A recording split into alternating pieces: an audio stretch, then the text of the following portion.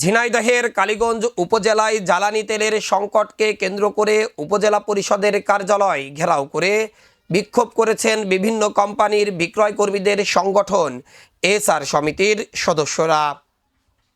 বৃহস্পতিবার ২রা এপ্রিল সকাল ১১টায় প্রায় ২ শতাধিক মোটরসাইকেল নিয়ে কালীগঞ্জ উপজেলা পরিষদের সামনে জড়ো হয়ে তারা প্রায় ঘণ্টাব্যাপী এই বিক্ষোভ কর্মসূচি পালন করেন।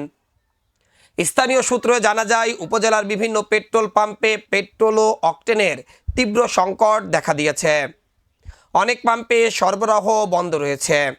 যেসব পাম্প খোলা রয়েছে সেখানে ভোর থেকে দীর্ঘ লাইনে দাঁড়িয়েও প্রয়োজনীয় তেল পাচ্ছে না মোটরসাইকেলের চালকরা।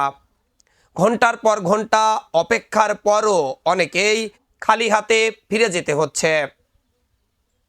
এই অবস্থায় কাজের প্রয়োজনে চলাচল ব্যাহত হওয়া, সময় ও অর্থ দুই দিক থেকেই ক্ষতির সম্মুখীন হচ্ছেন মোটরসাইকেল চালকরা।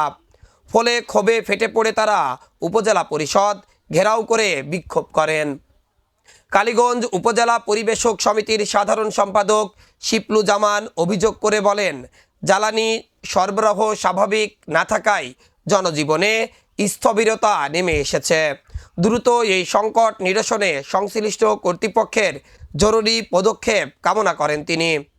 এ বিষয়ে কালীগঞ্জ উপজেলা নির্বাহী কর্মকর্তা ইউনো রেজওয়ানা নাহিদ জানান, পরিবেশক সমিতির নেতাদের সঙ্গে কথা বলে দ্রুত জ্বালানি সরবরাহ নিশ্চিত করার আশ্বাস দেওয়া হয়েছে।